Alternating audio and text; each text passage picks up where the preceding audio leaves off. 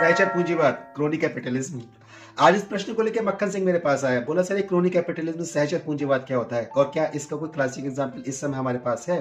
तो मैंने मक्खन सिंह, प्रश्न बड़ा रेलिवेंट है और इसका क्लासिक एग्जांपल इस समय इंडिगो क्राइसिस के रूप में हम लोग के सामने निकल कर आता है।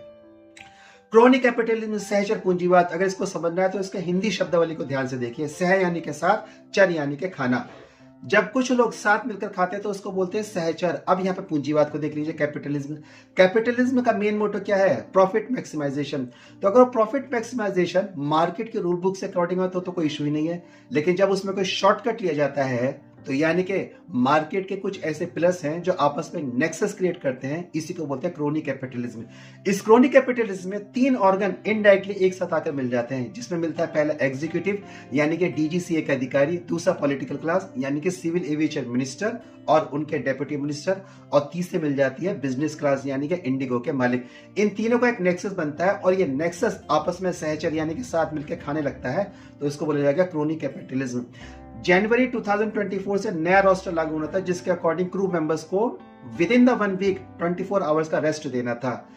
इंडिगो के पास total Indian civil aviation market का 65% शेयर है, यानी कि एक सबसे बड़ी एयरलाइन जो 100 में से हर 65 फ्लाइट को ऑपरेट करती है, वह जनवरी 2024 के रोस्टर को अभी तक इंप्लीमेंट नहीं कर पा रही है। बट डीजीसीए के अधिकारियों को नहीं पता होगी, और अगर डीजीसीए के अधिकारी को नहीं पता थी तो उन्होंने अपने पॉलिटिकल क्लास को ये बात कम्युनिकेट नहीं करी।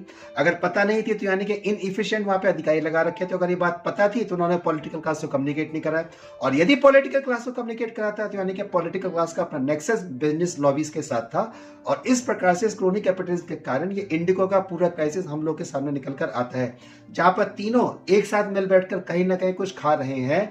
इंडिगो ने अपनी तरफ से क्षमा मांग ली है, लेकिन प्रश्न ये था, जिस बेटी को अपने पिता की अस्थियों को विसर्जित करना था, जिस लड़की का मेंस्ट्रुअल साइकिल चल रहा था, जिस भाई को अपने भाई की डेड बॉडी लेनी थी, उनका क्या?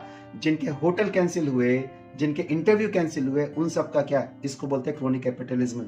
डीजीसीए पूरी तरीके से फेल हो गया इस बात को एंटिसिपेट करने में कि इंडिगो वास्तव में कर क्या रहा है, और अगर वो फेल हो गया है तो वहां पे इनएफिशिएंट ऑफिसर वहां पे लगा रखे थे, और इनएफिशिएंट ऑफिसर्स को पॉलिटिकल क्लास चेक नहीं कर पाई, तो सिविल एविएशन मिनिस्टर वास्तव में किस कैपेसिटी में वहां पे काम कर रहे हैं।